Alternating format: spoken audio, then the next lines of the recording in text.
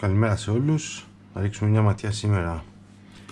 Ήρθε καινούριο πακετάκι. Για να δούμε.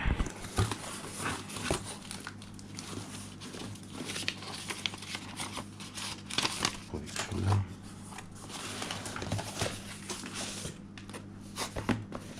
Καινούριος φορτιστής.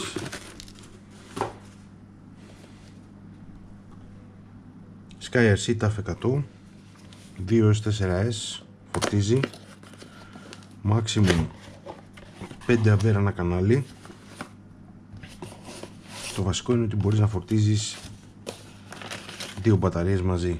Σε σχέση με τον E680 που είχα, έχει περισσότερα αμπέρα στο κανάλι του, αλλά φορτίζει μόνο μία μπαταρία.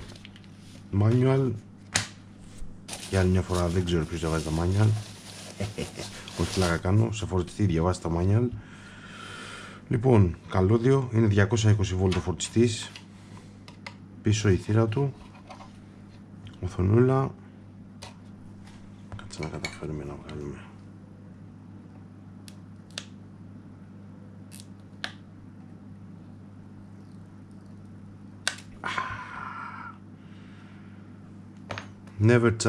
Never charge unsupervised. Σημαντικό. Οι λίποι μπαταρίες είναι λίγο επικίνδυνες. Φορτίζουμε πάντα στο 1C, δηλαδή αν μια μπαταρία είναι 5.000 mAh, διαιρούμε δια του 1000 και αυτό μας βγάζει 5 A, maximum τα 5 A λοιπόν, παράδειγμα.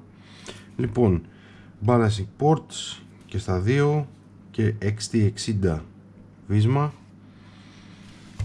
Να τον βάλουμε και μία στο ρεύμα. Θα δοκιμάσουμε να φορτίσουμε τις καινούργιες μπαταρίες που ήρθαν σήμερα. Έχουν έρθει από CNHL μπαταριούλες. Δεν ξέρω τι βλέπετε κιόλας τώρα, γιατί σήμερα γράφω με την GoPro, δυστυχώς ή ευτυχώς.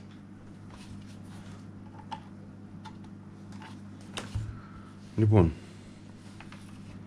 ανάψαμε και μας βάζει στο κεντρικό μενού. Στο κεντρικό μενού όλοι αυτοί οι φορτιστές, η SkyRC, νομίζω και η IMAX και γενικά κάποιοι φορτιστές χρησιμοποιούν το ίδιο λογισμικό. Με το start εδώ πέρα μπαίνουμε στο μενού. Λοιπόν, με το SimPlin αλλάζουμε τον τύπο μπαταριών και το τι θέλουμε να κάνει ο φορτιστής, battery meter, battery resistance, πολύ σημαντικό αν θέλετε να βλέπετε την υγεία των μπαταριών. Όταν υπάρχει απόκλιση στην εσωτερική αντίσταση στα κελιά της υπάρχει πρόβλημα. Μέχρι τα 18 mA νομίζω είναι το safe. Λοιπόν, system settings, battery memory δεν το γνωρίζω. Λοιπόν, LiPo και έχουμε δύο μπαταριούλες, τις οποίες τις πήραμε για το Omni Terminator. Είναι η Black Series της CNHL, 30C discharge. Τουλάχιστον στη CNHL το εμπιστεύομαι, γιατί μην διαβάζετε, μην πέφτουμε θύμα marketing με το discharge στις περισσότερες μπαταρίες. Το θέμα είναι όντως να είναι τόσο. Για να το δεις αυτό μόνο σε ένα battery dyno μπορείς να το δεις, ή σε συγκριτικά που κάνουν στο YouTube. Λοιπόν, XT60 τα βυσματάκια μας. Συνδέουμε. Κάποια στιγμή πρέπει να του πάρω και πλακετούλα για τα balancing ports, για να βολεύει λιγάκι. Λοιπόν, μία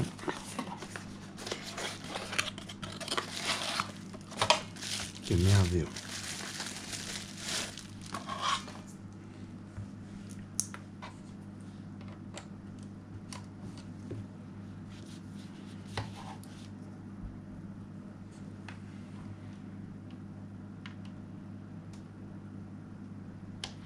Είμαστε έτοιμοι, συνδεδεμένες και οι δύο. Κάτσε λίγο το CD μας να βλέψει. Μπράβο. Λοιπόν, LiPoBat Είμαστε στο κανάλι Α. Έτσι. Οι μπαταρίες είναι στα 2200 mAh. Διαιρώντας με το 1000 βγάζουμε 2,2 A. Πατάμε το Enter. Μας βάζει στη ρύθμιση των A. 2,2.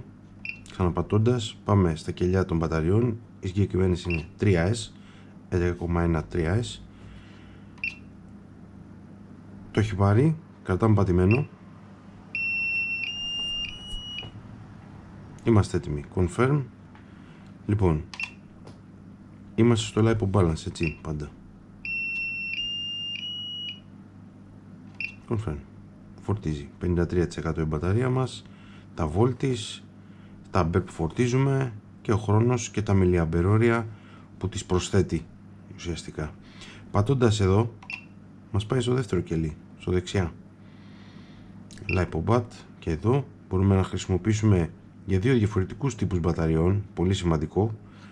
Λοιπόν, LiPo Balance, ξανά στα 2,2, 3S. Το έχει πάρει, κρατάμε πατημένο και είμαστε έτοιμοι.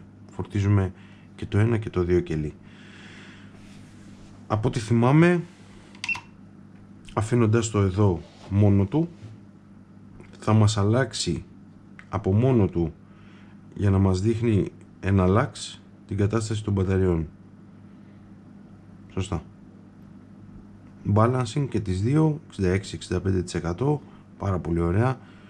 Πολύ χρήσιμος ο φορτιστής, ιδίως για δύο μπαταρίες ταυτόχρονα.